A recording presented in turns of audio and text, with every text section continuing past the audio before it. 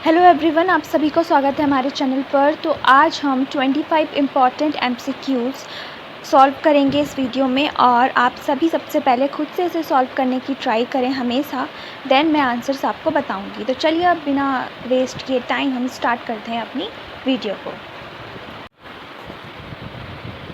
तो आज का हमारा पहला प्रश्न है, क्वेश्चन नंबर 1 इज़, जानबूझकर किया गया वह प्रयत्न जो किसी की इच्छा का विरोध करने, रोकने या उसे दबाने के लिए किया जाता है। जानबूझकर, तो वो कौन सा होगा? विरोध होगा, संघर्ष होगा, व्यक्तिगत संघर्ष या फिर वर्ग संघर्ष होगा। जब हम कोई चीज़ जानबूझकर करते हैं तो वो हो जाएगा संघर्ष। क्वेश्चन नंबर 2 है, ऑगस्ट कॉम्ट के अकॉर्डिंग समाजशास्त्र विज्ञान है सामाजिक घटनाओं का, समाज का, सामाजिक व्यवस्था तथा सामाजिक प्रगति का या फिर सामाजिक समूहों का। ऑगस्ट कॉम्ट के अकॉर्डिंग पूछा गया है, तो इसका जो सही आंसर होगा, देखिए जो ये प्रश्न है ना, ये बहुत से एग्ज़ाम में सीधे सीधे पूछा गया है, तो इसका जो आंसर हो जाएगा वो हो जाएगा सी। ये जो हो जाएगा सामाजिक व्यवस्था, ठीक है, और सामाजिक प्रगति का। चलिए अब आगे बढ़ते हैं। क्वेश्चन नंबर 3, अंतः समूह और बाह्य समूह के मध्य अंतर किया गया है। तो अंतः समूह और बाह्य समूह के मध्य जो अंतर किया वो किसने किया है? समनर ने, सिमल ने या फिर सॉरोकिन ने। तो इसका जो सही उत्तर हो जाएगा वो हो जाएगा WJ सुमनर। कौन सा इसमें से सही सुमेलित नहीं है? क्वेश्चन नंबर 4 सही नहीं सुमेलित है। श्रीनिवास रामपुरा, ये तो बिल्कुल सही हो जाएगा। SC दुबे शमीर पेट, ये भी सही है। मैकिम मैरियट किशनगढ़ी, ये भी सही है। आंध्रे बेते रामगढ़, तो ये हमारा ऑप्शन जो है ये गलत मैच हुआ है। तो जो आंध्रे बेते रामगढ़ है, उन्होंने आंध्रे बेते ने रामगढ़ पर बिल्कुल भी नहीं किया था। उनका जो फील्ड वर्क था वो था श्रीपुरम आंध्र प्रदेश में, ठीक है। तो आप ये ध्यान रखिए कि श्रीपुरम आंध्र प्रदेश में। चलिए अब आगे बढ़ते हैं। स्टडीज़ इन एथनोमैथोलॉजी, ये एक बुक है। इस बुक के लेखक कौन है? Harry Johnson, Peter Berger, Robert के मर्टन या फिर हेरोल्ड गॉरफिंकल। तो ये जो एथनोमेटोलॉजी है, मतलब निर्जातीय पद्धति शास्त्र, इसकी बात हेरोल्ड गॉरफिंकल करते हैं, और इसी का कॉन्सेप्ट उन्होंने सोशियोलॉजी में दिया था। नेक्स्ट क्वेश्चन 6, निम्नलिखित में से किस समाजशास्त्री ने जजमानी व्यवस्था का अध्ययन किया था? अगर आपको याद होगा तो फ्यू डेज बैक मैंने एक अच्छी सी वीडियो बनाई थी जजमानी सिस्टम पर, ठीक है। तो उसमें मैंने काफ़ी कुछ इससे क्लियर कर दिया था। अगर आपने वो देखी होगी तो आपको आंसर ज़रूर आता होगा इसका। तो ऑप्शंस देख लेते हैं हम, SC दुबे, श्रीनिवास देसाई या फिर WH वाइजर। तो जो इसका सही उत्तर हो जाएगा वो हो जाएगा WH वाइजर। नेक्स्ट इज क्वेश्चन नंबर 7, सांस्कृतिक विलंबना की अवधारणा किसने दी थी? सांस्कृतिक विलंबना की मैकाइबर ने, पितरिम सॉरोकिन ने, रॉबर्ट रेडफिल्ड ने या विलियम F ऑकबर्न ने। तो जो कल्चरल लैग है, सांस्कृतिक विलंबना है, this concept given by William M Ogburn. Question number 8 is, किस नियम के अनुसार परिवार की संपत्ति में परिवार के प्रत्येक सदस्य का जन्मजात अधिकार होता है? परिवार के प्रत्येक सदस्य का जन्मजात अधिकार होता है, ये कौन कहते हैं? किस नियम के अकॉर्डिंग है? दाय भाग का नियम, सपेंड का नियम, मित्राक्षा का नियम या फिर प्रवर का नियम। तो जो ये कहते हैं वो कहते हैं अकॉर्डिंग टू मित्राक्षा। देखिए हमारे जो हिंदू सोसाइटी है उसमें परिवार की संपत्ति के लिए 2 नियम जाने जाते रहे हैं, दाय भाग और मित्राक्षा, जिसमें से जो दाय भाग होता है वो आफ्टर डेथ मिलता है उसके बच्चों को, और जो ये मित्राक्षा का नियम है ये किससे रिलेटेड है? जो मित्राक्षा का नियम है ये रिलेटेड है परिवार की संपत्ति में जब प्रत्येक सदस्य का अधिकार होता है, और अब अमेंडमेंट करने के बाद लड़कियों को भी अधिकार दिए जाने लगे हैं। तो चलिए अब नेक्स्ट के आगे बढ़ते हैं। क्वेश्चन नंबर 9 इज, जनरीति और लोकाचार, जिसमें इथोस और इडोस की बात की गई है, उसकी अवधारणा किसने दी थी? मेलिनोवस्की ने, रेडक्लिफ ब्राउन ने, क्लूकोन ने, क्रोबर ने। तो इथोस और इडोस की बात जो करते हैं वो करते हैं हमारे क्रोबर। क्वेश्चन नंबर 10 है, किसके अकॉर्डिंग विशेष पर्यावरण की अंगभूत संरचना भौतिक बनावट उत्पन्न करती है? ये कौन कहते हैं? ये कोटेशन है, ये किसने कहा है?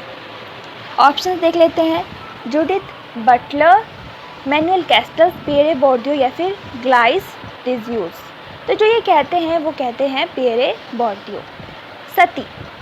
सती को अवैध घोषित कब किया गया, कौन से ईयर में इसे गलत या फिर अवैध घोषित कर दिया गया था? 1829 को, 1832, 1843 या फिर 1850? तो सती को जो अवैध घोषित किया गया था, ये किया गया था इन द ईयर ऑफ 1829 में।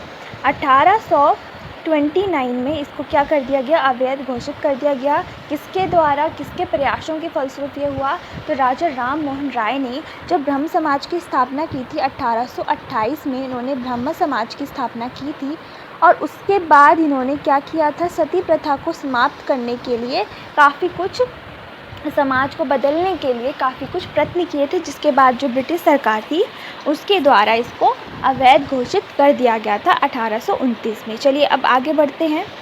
क्वेश्चन नंबर 12 है यहाँ पर कि कौन सा अनुच्छेद अनुसूचित जनजाति के कल्याण को बढ़ावा देने के लिए और उसके लिए एक बेहतर प्रशासन प्रदान करने हेतु राज्य सरकारों को केंद्र सरकार द्वारा विशेष राशि की स्वीकृति देता है। यहाँ पर सिर्फ बात हो रही है अनुसूचित जाति के कल्याण की और एक विशेष राशि दी जाती है। तो अनुच्छेद 275 में, अनुच्छेद 325, अनुच्छेद 164 या फिर अनुच्छेद 335 में। तो जो इसका सही उत्तर हो जाएगा वो हो जाएगा अनुच्छेद 275 में, आर्टिकल 275 में ऐसा कहा गया है। आगे एक कोटेशन है, किसका विचार है कि भारतीय जनजातियाँ पिछड़े हिंदू थे? बहुत से एग्ज़ाम्स में ये क्वेश्चन पूछा गया है कि जो भारतीय जनजाति थी वो पिछड़े हिंदू थे। ऑप्शंस हैं जी.एस. घुरे, वाई.बी. दामले, ए.आर. देसाई या फिर एन.के. बोस। तो जो ये कहा था हमारे जी.एस. घुरे ने। वो कहते थे कि जो इंडियन ट्राइब्स हैं वो बैकवर्ड्स हिंदू हैं। ठीक है। नेक्स्ट इज 14, सतत विकास पर आयोजित निम्नलिखित औपचारिक राजकीय अंतर्राष्ट्रीय सम्मेलनों को हमें उनके टाइम बाय टाइम, जो सबसे पहले हुआ और सबसे लास्ट हुआ, इसके अकॉर्डिंग हमें अरेंज करना है। तो हमें कुछ ऑप्शंस दिए गए हैं, स्टॉकहोम, विश्व संरक्षण कूटनीति, विश्व पर्यावरण आयोग या फिर वैश्विक 2000 आयोग। तो सबसे पहले क्या आया था? तो सबसे पहले आया था हमारा स्टॉकहोम, तो पहला हो जाएगा हमारा 1। इसके बाद आया था हमारा वैश्विक 2000 आयोग, देन आया था हमारा विश्व संरक्षण और लास्ट में विश्व पर्यावरण आयोग। तो पहला हो जाएगा 1, 4, सेकेंड, थर्ड। 1, 4, सेकेंड, थर्ड हमारा बी में आ रहा है। B is the correct answer. Morgan का नाम किससे जुड़ा है? हम सभी जानते हैं जो मॉर्गन है वो हमारे एक उद्विकासवादी हैं, इवोल्यूशनिस्ट हैं। तो उनका नाम किससे जुड़ा है? पितृ सत्तात्मक से, मातृ सत्तात्मक सिद्धांत से, आदिम मानव स्वच्छंद यौन संबंध से या फिर विस्तृत परिवार से? तो मॉर्गन का नाम चुना है मातृ सत्तात्मक सिद्धांत से। एक और बुक है यहाँ पे, मेथड्स ऑफ सोशल रिसर्च। इसके लेखक कौन है? Goode and Hatt, Bailey Kenneth, Ackoff Russell, Redmond और अन्य। तो methods of social research by Bailey Kenneth. Next is Kingsley Davis के अकॉर्डिंग प्राथमिक समूह की निम्नलिखित विशेषताओं में से कौन सी आवश्यक है? किंग्सले डेविस ने क्या किया था, कुछ आवश्यकताओं की बात की थी प्राथमिक समूह के लिए। तो वो देख लेते हैं। शारीरिक समीपता, समूह का लघु आकार, व्यक्तिगत संबंध या निश्चित क्षेत्र।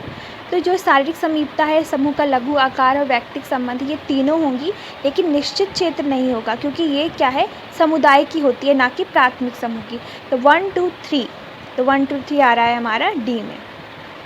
जेम्स जॉर्ज फ्रेजर की बुक थी द गोल्डन बो, उसमें वो किन पक्षों को प्रस्तुत करते हैं? भारत की राजनीति, वैश्वीकरण, सामाजिक परिवर्तन, जाति और वर्ग का संबंध या फिर धर्म और जादू। तो सबसे पहले तो आपको ये पता होना चाहिए कि जो हमारे जॉर्ज जेम्स फ्रेजर हैं वो करते क्या थे। तो वो उन्होंने भी क्या किया था हमारे समाजशास्त्र में, जैसे कि मेलानोव्स्की हैं, उन्होंने क्या बताया था, उन्होंने भी रिलीजन, मैजिक के बारे में बात की थी। तो उसी तरीके से जॉर्ज फ्रेजर भी जो थे उन्होंने धर्म और जादू की बात की थी। निम्नलिखित में से कौन चिंतक समूह संघर्ष सिद्धांतकारों का है, मतलब जो कॉन्फ्लिक्ट से रिलेटेड है? Ratzenhofer, Marx Dahrendorf, Marx Simmel Parsons, Marx Dahrendorf Sorokin या इनमें से कोई नहीं? तो ऑप्शन ए बिल्कुल सही हो जाएगा। इसमें ये सारे के सारे जो आते हैं वो मार्क्सिस्ट या फिर कॉन्फ्लिक्ट पर्सपेक्टिव से आते हैं। चलिए 19 क्वेश्चन हो गए हमारे। अब नेक्स्ट है हमारा 21, ठीक है, सॉरी 20 क्वेश्चन है हमारा कि निम्नलिखित में से कौन सा अंतर वस्तु विश्लेषण का प्रकार है? मध्य विश्लेषण, प्रसंग, संरचनात्मक या सभी? तो ये सारे के सारे हमारे अंतर वस्तु विश्लेषण में आते हैं। नेक्स्ट है प्रयोगात्मक शोध में जो एक्सपेरिमेंटल रिसर्च होती है उसमें 2 प्रकार के समूह होते हैं, हम सभी जानते हैं। एक तो होता है हमारा प्रयोगात्मक जिसमें हम एक्सपेरिमेंट रिसर्च करते हैं, जो हमारा एक्सपेरिमेंटल होता है उसमें कौन सा, और दूसरे को हम क्या बोलते हैं? मापन समूह, नियंत्रित की संदर्भ या फिर उपसमूह, तो बिल्कुल इसका आंसर बी होगा। उसे हम कंट्रोल समूह बोलते हैं। हम सभी जानते हैं जो हम एक्सपेरिमेंट करते हैं, हम एक्सपेरिमेंटल रिसर्च होती है, उसमें दो वेरिएबल्स होते हैं, इंडिपेंडेंट एंड डिपेंडेंट वेरिएबल। ठीक है, तो एक तो जो होता है कंट्रोल होता है, एक अनकंट्रोल होता है। तो जो नियंत्रित समूह होता है वो कौन सा होता है? कंट्रोल वाला। निम्नलिखित में से असत्यकरण की वकालत किसने की है? असत्यकरण की बात कौन कहते हैं? T S. Kuhn, Karl Popper, Wright Mills या फिर लुईस कोजर। तो इसकी बात करते हैं हमारे कार्ल पॉपर। 23 है, इनमें से कौन सा एक अनुसंधान डिज़ाइन नहीं है? निरूपण डिज़ाइन, वर्णनात्मक डिज़ाइन, परिचालन या फिर नैदानिक। मतलब वो कह रहे हैं कि रिसर्च डिज़ाइन में नहीं आता है। तो इसका आंसर हो जाएगा बिल्कुल से निरूपण तो होता है, वर्णनात्मक भी होता है और साथ ही साथ इसका परिचालन नहीं होता, नैदानिक होता है लेकिन परिचालन करके कुछ नहीं है। 24 है कि वास्तविकता के सामाजिक निर्माण में निम्नलिखित में से प्रक्रियाओं में से कौन सी शामिल होती हैं जब हमें क्या करना होता है? वास्तविकता का निर्माण करना होता है। तो जो ये बताते हैं ये पीटर बर्जर के अकॉर्डिंग पूछा गया है, तो इसका जो सही आंसर हो जाएगा वो देखिए डी हो जाएगा। वो बताते हैं एक बाह्यकरण होता है, ठीक है, और बताते हैं वो विषयीकरण होता है और आत्मसातकरण होता है। तो जो ये सारी की सारी चीज़ें हैं ये इसमें सम्मिलित हैं। आगे बढ़ते हैं। क्वेश्चन नंबर 5 क्या पूछ रहा है हम देख लेते हैं। क्वेश्चन नंबर 5 के अकॉर्डिंग निम्नलिखित का हमें मिलान करना है। तो चलिए इसको मिला लेते हैं। सबसे पहले अल्पतंत्र का लोह नियम, शक्ति के स्थिर रोग की अवधारणा, सामुदायिक शक्ति, वर्चस्व। इजी से स्टार्ट कर लेते हैं। तो वर्चस्व की बात कौन करते हैं? हम सभी जानते हैं कि वर्चस्व की बात करते हैं एंटोनियो ग्राम्सी। तो 4 का हो जाएगा बी, ठीक है, 4 का बी हो जाएगा। सामुदायिक शक्ति योग के, अच्छा, सेकंड का हो जाएगा हमारा सी। शक्ति की बात तो हमारे मैक्स वेबर करते हैं। अल्पतंत्र का लोह नियम की बात करते हैं मिचेल और सामुदायिक शक्ति की बात करते हैं पार्सन। तो देखिए हमारा क्या बना। सबसे पहले हो जाएगा हमारा डी, फिर हो जाएगा सी, ठीक है, तो थर्ड बन रहा है डी सी ए बी। तो आंसर हो जाएगा इसका सी। तो आज हमने सॉल्व किए कुल 25 क्वेश्चन। ये 20 के 25 क्वेश्चंस आपको समझ आ गए हैं अगर तो इस वीडियो को लाइक करें और फिर से इस वीडियो को अच्छे से देखें ताकि आपको जो सारे प्रश्न हैं ये अच्छे से याद हो जाएं। और अगर आपको ये वीडियो पसंद आती है then do like and do subscribe my channel and thanks for watching this video.